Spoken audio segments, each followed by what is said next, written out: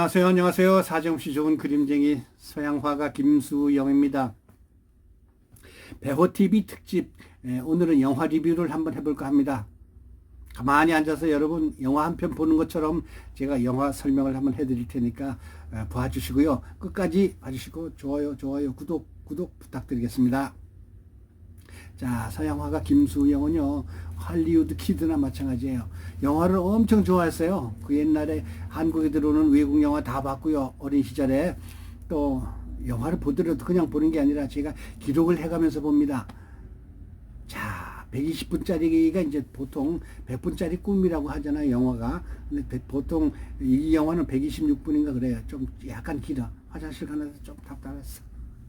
그런데 자선어보를 봤습니다. 자선어보. 자, 자선어보가 뭔지 아시는 분은 아시겠지만 설명을 드릴게요.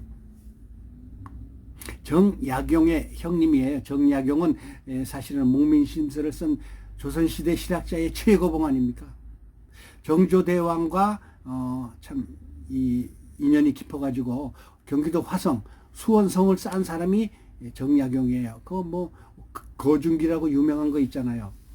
참 대단한 분이에요. 그 다음에 이제 그 정조대왕의 사도세자의 아들 아닙니까? 8살인가 9살 때 아버지가 뒤주안에서 죽는 거를 보고 눈물로 흘리면서 아버지의 그 슬픈 역사를 간직하고 있었기 때문에 나는 탕평책을 펴겠다 그러면서 너무 너그럽게 조선을 다룬 좀 세종대왕과 버금가는 정조대왕 아닙니까? 정조대왕과 함께 그 배다리를 만들어서 유명한 참 기록을 남겼고요. 그 다음에 흠음신서나 많은 목매심서 같은 책을 써가지고 조선시대 최고의 실학자가 정약용 아닙니까? 근데 그 정약용의 형님 정약전에 관한 이야기예요. 자선어보. 1801년 그러니까 지금 2021년이니까 220년 전이죠. 220년 전에 박해가 일어납니다. 신유사화.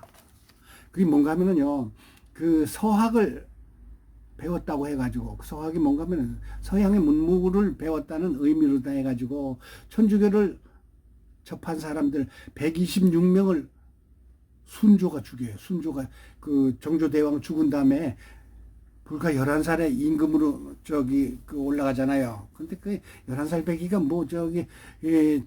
천주교 박해에 대해서 얼마나 좀 신경을 썼겠어요. 근데 뒤에서 조종하는 파들이 노론파들이 일으킨 아마 사화일 겁니다. 126명이 무료 사형을 당합니다. 천주교를 믿었다고 해서 가지고. 그런데 정약전의 동생도 한 사람 그 죽음을 당합니다. 근데 정약전하고 정약용은 죽음까지는 피했는데 정약용은 전라남도 강진으로 유배를 당하고 귀양사를 보내고요. 정약전은 좀 더 먼 흑산도까지 그 귀양살이를 보냅니다. 근데 이제 그 귀양살이 가는 것부터 신유사화서부터 시작돼요. 사람이 사형당하고 그냥 처벌당하는데 참 보기 흉한 그 조선시대의 궁궐에서의 참 슬픈 권력 다툼으로 인해서 죽는 거 너무 참 흉한데 거기서 간신히 살아나가지고 귀양살이를 가는 것부터 이제 시작이 되는 거예요. 근데 이 영화는 흑백 영화예요. 흑백 영화. 참 잘 만들었어. 흑백이라고 그래가지고 아이고 그 옛날 그 구닥다리 영화 이런 느낌이 들는지 모르지만요. 그 흑산도의 초라한 이 어부들의 모습 내지는 이 그 귀양살이 갔던 그 풍경이 흑백으로 잘 표현이 됐어요. 파도 치는 바다에 정약전이 한복 하얀 두루마기를 입고 바람에 휘날리면서 이리 왔다 저리 갔다 하는 모습이 얼마나 아름다운 서사시며 깨끗한 동양화, 수묵화의 한 장면 같아요.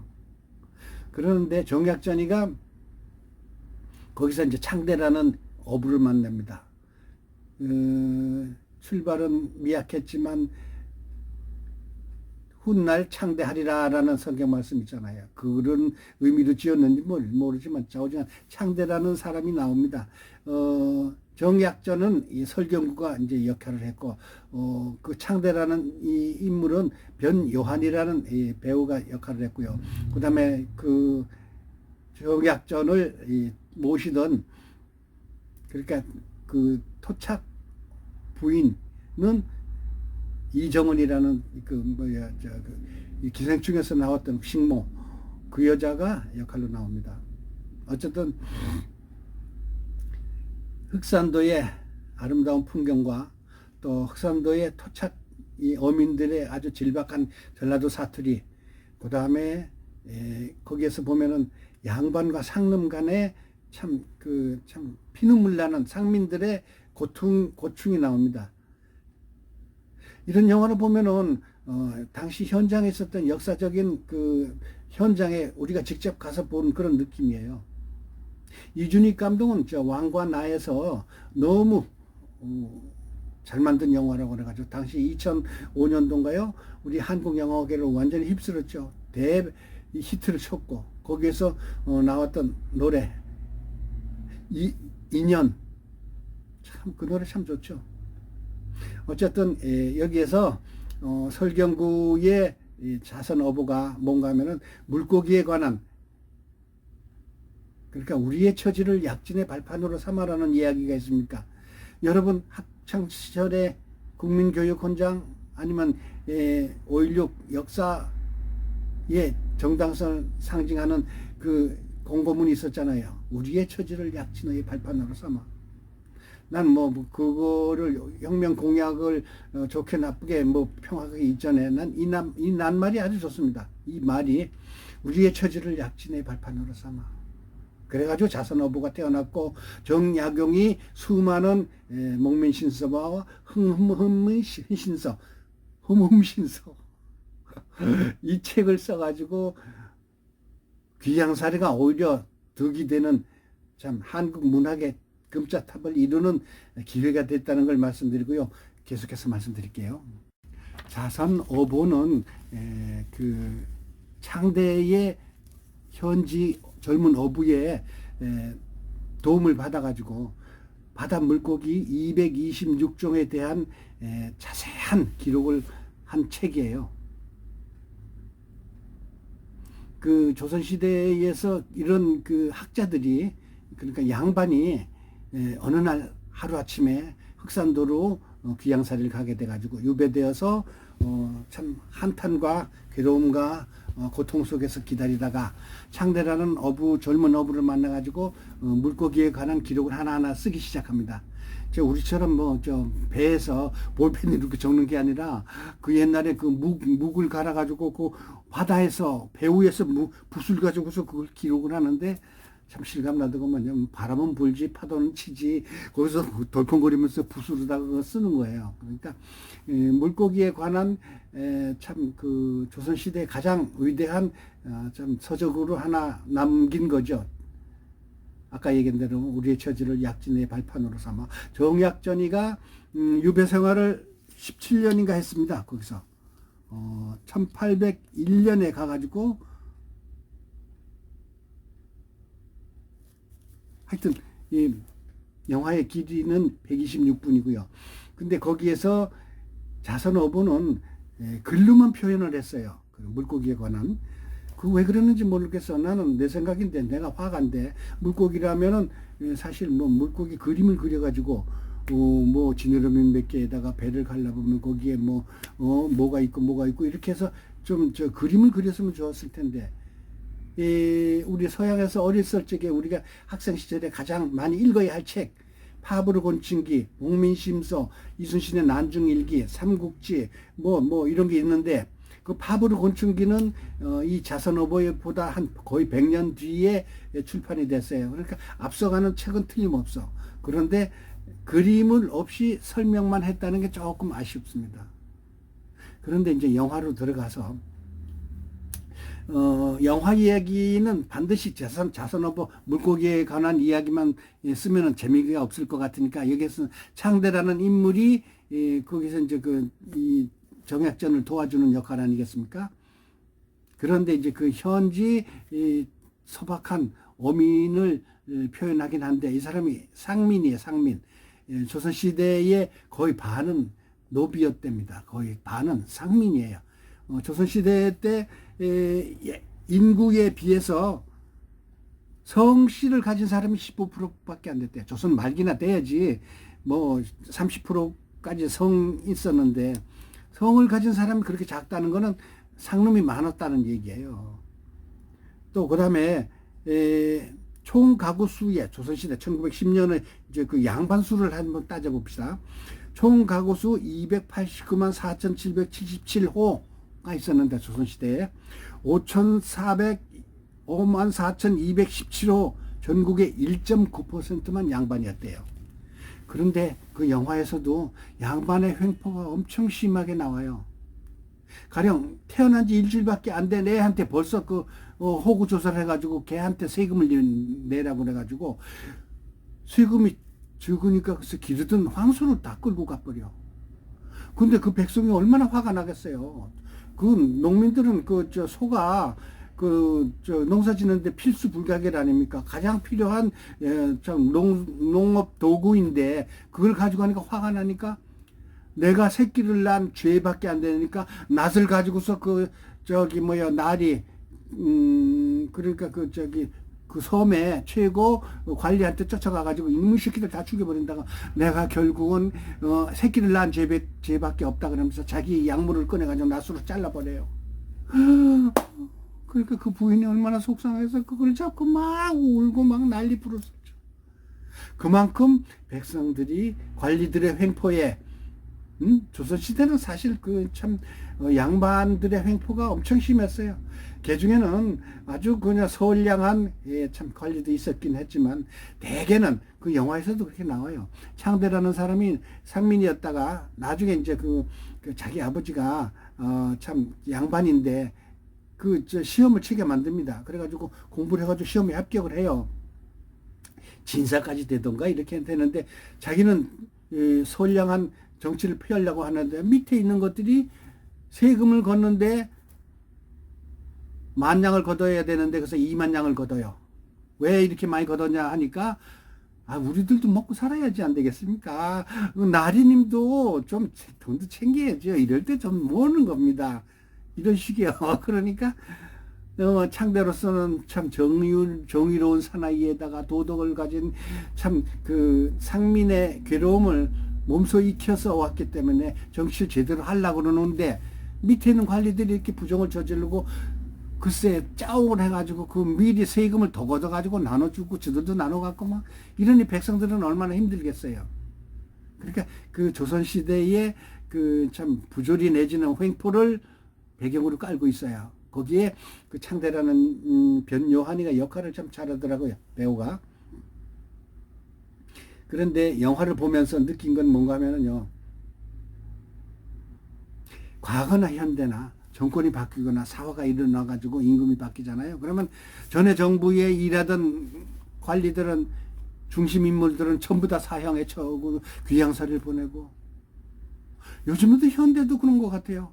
전 정부의 일은 모두가 다 나쁜 거다, 모두가 다 안 좋은 거라고 치면서 자기는 내로남불이에요. 내로남불.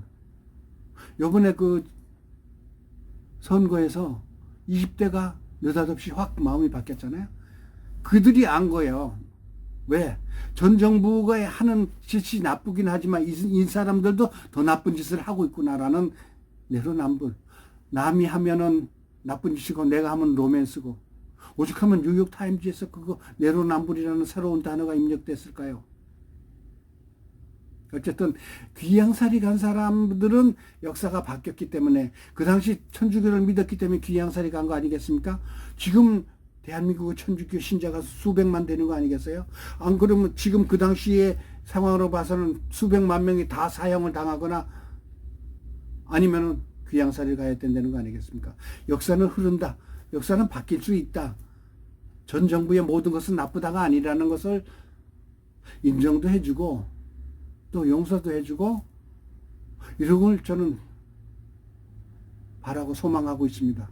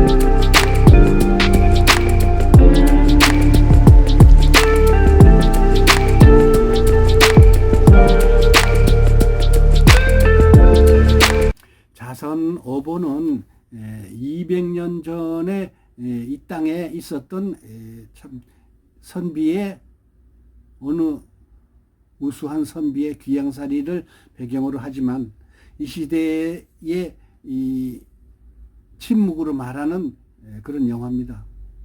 자, 관리의 횡포는 절대 안 된다라는 거고요. 또 귀양살이라는 것은 적폐청산이라는 것인데 적폐청산이 반드시 옳은 것만은 아니라는 이야기도 여기에서 나옵니다.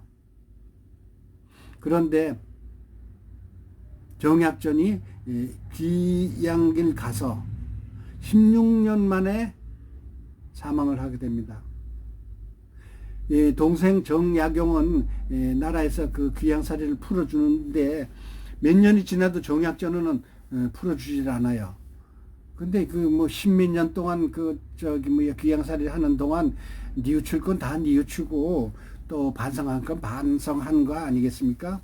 그런데도 용서가 기억고 안 되는 것은 글쎄 그 조선 시대의 그 불합리한 참 이성이라고 할까? 부조리한 그냥 권력의 횡포라고 할까? 그런 사람들이 나중에 다시 궁궐로 와가지고 화성같이 위대한 과학적인 세계 문화유산이 된 거 아니겠습니까? 그런 또 머리를 또 써줄 줄 아십니까? 그런 인재들을 다시 활용하는 그런 그 정조의 탕평책처럼 또 다시 섰으면 하는 아쉬움이 큽니다. 흑백 영화입니다. 흑백 영화. 그 추억의 1960년대 한국 르네상스 영화 시대에 흑백 영화가 얼마나 멋있고 아름다웠습니까? 그 당시 사극은요, 동시녹음이 아니에요. 배우들이 말하면은 나중에 이제 그 녹음실에서 별도로 배우들 입에 맞춰서 말을 하고 뭐 그랬지만 그래도 당시 영화는 참 보기 좋고 아름답고 참 대단한 인기를 끌었던 60년대 영화입니다. 그때 영화를 되살려서 우리 요즘의 영화는 얼마나 스피디합니까? 그 영화 한 커트에 옛날에는 7초, 8초, 10초까지 갔었어요. 근데 요즘에 3초, 2초예요. 탁탁탁탁탁 하고 음악도 막 그냥 눈이 못 따라갈 정도로 막 귀가 흔들리면서 그런 영화가 많잖아요. 그런 거에 비해서 자선 어보는 참 고급 명화, 고급 역사 현장을 보는 듯한 그런 영화입니다. 근데 영화에서 흑백 영화라서 이제 뭐 좀 좋은 점도 있지만 사실은 그 소품에서 잘못된 소품이 있더라고요. 저는 그게 참 아쉽더라고요. 가만히가 정부에서 그러니까 관리들이 쌀을 수탈해가는 장면에서 세금을 걷어가는 장면에서 가만히가 아니야. 이건 지푸레기로 얼기 sol근 가만히인데 세상에 그런 그 소품이 이 역사에서 고증이 안 된 그런 가지고서 영화를 만들다니 기가 막히가 아니겠습니까? 영화 뭐 가만히 짜기를 구해가지고 좀 만들면 어떻겠어요? 근데 가만히가 아니야. 이건 뭐 도대체가 지푸라기지. 소품이 영어 엉망이에요. 에이, 기왕 만들 거 화끈하게 옛날 고증을 그대로 받쳐서 만들었으면 얼마나 좋겠습니까? 최근에 중국 자본 들여가가지고 만든 영화, 중국의 만두하고 월병을 넣어가지고 음식 대접을 하고 별 희한한 걸 만들어서 그 소품 때문에 문제화되고 막 우리나라에서 청와대까지 문제되고 그랬었잖아요. 국민청원까지 가고. 근데 영화의 소품이라는 거는요, 당시대의 고증을 정확하게 하고, 당시대에 있었던 이 상황을 돈이 좀 들더라도 제대로 만들어야지. 가만히가 그게 뭐야. 가만히 말고도 몇 가지 지적할 게 있습니다. 그런데 전체적인 거는 10점 만점에 제가 8점 드리겠습니다. 조금 아쉬운 게 아까 얘기한 소품에다가, 그 다음에 좀 약간 너무 꾸민 것 같은, 그러니까 자연스럽지 못한 해변가에서 뭔가 축제를 하는데 그냥 완전히 무대에서 니 자리는 여기야 니 자리는 여기야 이러면서 하는 그런 장면 같아요. 자연스럽지가 못해. 그 어색함이 아주 그냥 너무 표가 나고 티가 나고 그래요. 그 다음에 이제 그 정약전과 그 아줌마의 이제 결국은 사랑을 해가지고 이제 아기까지 놓는데 그 달빛 보는 그 마당에서 마루에서 엉덩이가 살모시 붙었다가 떨어졌다, 붙었다 떨어졌다. 그 장면이 아주 그냥 보기 좋아요. 아름답고 그 조선시대의 남녀의 사랑, 겉으로는 표현하지 못하지만 마음속으로 뜨거워지는 그런 사랑. 그 다음에 창대의 그 소박한 전라도 말. 근데 조금 어색해. 난 사실은 서울 오리지널 충청도 사람이긴 하지만 전라도 말이라 그러면 뭐라고 그럴까, 질팍한, 질폰한 그런 표현이 들어가야 되는데 이거는 서울 말씨의 전라도 말씨예요. 그래가지고 조금 어색했어. 그 말이 그 좀 어색하고, 그 다음에 욕이 너무 많이 나와. 18, 그런 건 아주 순전히 그냥 자연스럽게 나오고, 그 전라도 사람들은 그러더라고요. 음식을 먹는데 요것도 드세요, 요것도 드세요가 아니라 이놈도 드세요, 이놈도 드세요, 저놈도 드세요, 이놈도 맛있습니다. 근데 그 욕이 질펀한 그 참 토박한 토착 그 언어이긴 하지만, 근데 그 욕 말고 뭐 18에다가 느발 뭐 어쩌고 하는 게 너무 많이 나와가지고 조금 그랬어. 물론 리얼리티를 살리고, 그 다음에 현장감을 살리고, 그 다음에 영화의 질박한 맛을 살리기 위해서 나오긴 했지만, 거기에서 오리지널 전라도 말 쓰는 사람은 내가 보니까 그 관리에 그 세금을 많이 걷었다 그러면서 막 그냥 그 10,000원을 걷어야 되는 20,000원을 걷었다 그러면서 우리도 먹어야지 안 되겠습니까? 막 그런 그 사람이 아주 진짜 전라도 말을 쓰더라고요. 그래서 어쨌든 질박한 토착 이 영화, 흑산도의 참 소박한 어민들의 이야기, 내지는 참 당시 이 정부의 핍박받던 지식인 정약전의 자선 어보를 보았습니다. 여러분 볼만해요. 보십시오. 제가 이제 그 용산 CGV 17관에서 봤는데요. 한 300석 되는데 내가 보기에는 한 50명? 100명은 안 될 것 같더라고요. 그래서 영화업계가 힘들구나. 더불어 아티스트 서영화가 김수영도 쉽진 않구나라는 이야기로서 이 영화를 리뷰 마치겠습니다. 감사합니다.